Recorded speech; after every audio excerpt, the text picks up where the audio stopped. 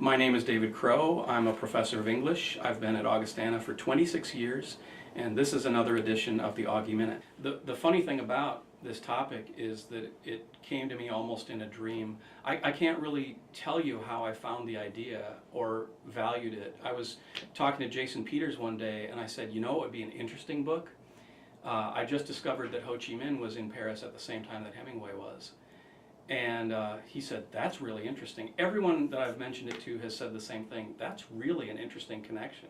So I think it ought to work. I'm afraid that people think Hemingway is such a man's man that he's really only interested in personal categories of experience, like, am I manly, do I have integrity,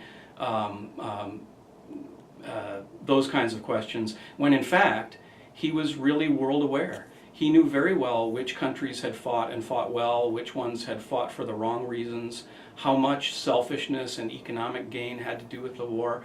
And I think my project is going to bring out that side of him, that political, interested, ethical side of Hemingway. And one of the reasons that we see that in Hemingway is that we really see it in Ho Chi Minh. I mean, he becomes this horrible person during the Vietnam War who seems to celebrate American deaths. And he does for his own revolutionary purposes. But while he was living in Paris, and this is true of Hemingway too, he had this really humane spirit to him, really this sense that he wanted the world improved, and that a certain kind of revolutionary politics could improve the world, but not just politics, art could improve the world too. And as you probably know, Paris is hot. Everybody loves to read about Paris. Hemingway interests people. I think the Vietnam War is going to be interesting to people as we sort of observe the 50th anniversary of events of the war.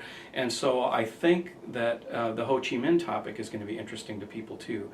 And for these reasons, and because I think it brings together people we wouldn't normally see together, I think it's going to be a popular book.